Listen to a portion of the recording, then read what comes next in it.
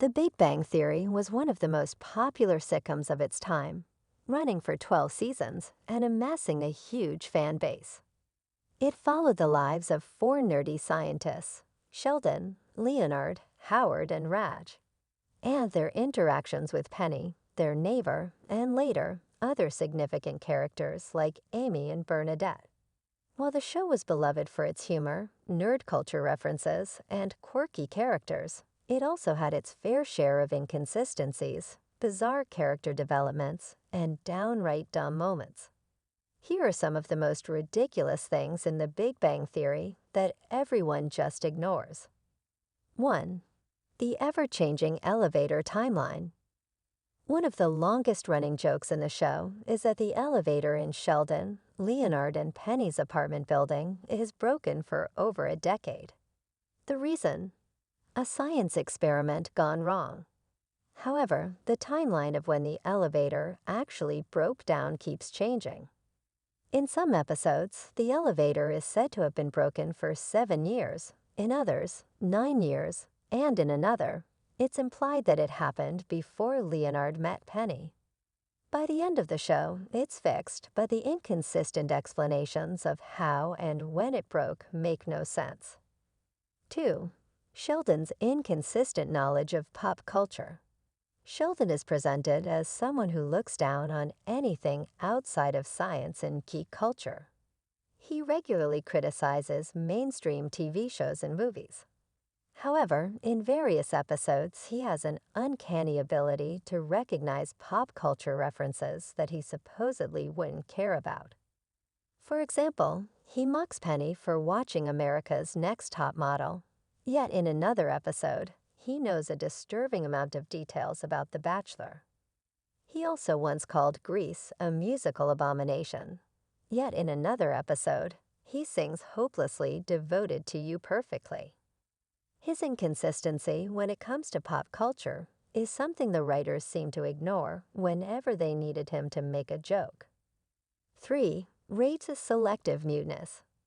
For the first few seasons, Raj has a condition where he cannot speak in front of women unless he drinks alcohol.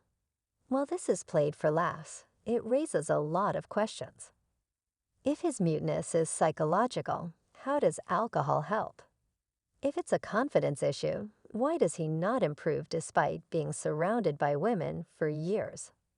Even worse, he sometimes forgets about his muteness when the plot demands it. There are multiple instances where he whispers to Howard in front of Penny, which shouldn't be possible based on his condition. And then, one day, his muteness just disappears. No explanation, no treatment. He just suddenly starts talking to women without any issue. 4. Howard's mother's impossible strength. Howard's mother, Mrs. Wolowitz, is never seen on screen, but her booming voice is a running joke. While it's funny to imagine a huge, overbearing woman, some of the things she does make no sense. For example, she is apparently strong enough to carry Howard, a grown man, up and down the stairs. Howard himself confirms this. Given that she is portrayed as an elderly, unhealthy woman, it's physically impossible for her to do that. It's one of those things that the writers didn't bother explaining because it made for a funny gag. 5. Penny's financial situation. Penny moves to California with dreams of becoming an actress, but struggles financially throughout the series. She works as a waitress at the Cheesecake Factory and barely makes ends meet. Yet somehow, she can afford to live alone in an apartment right across from two successful physicists. Even in Los Angeles, where sitcoms often bend reality to fit character dynamics, Penny's financial situation makes no sense. She struggles with rent, but somehow manages to afford expensive shoes, constant takeout, and a high-maintenance lifestyle. When she finally gets a stable job in pharmaceuticals, she complains about making 6 figures, which is absurd given her previous financial struggles. 6. Sheldon's fear of germs, except when it's convenient. Sheldon is a self-proclaimed germaphobe.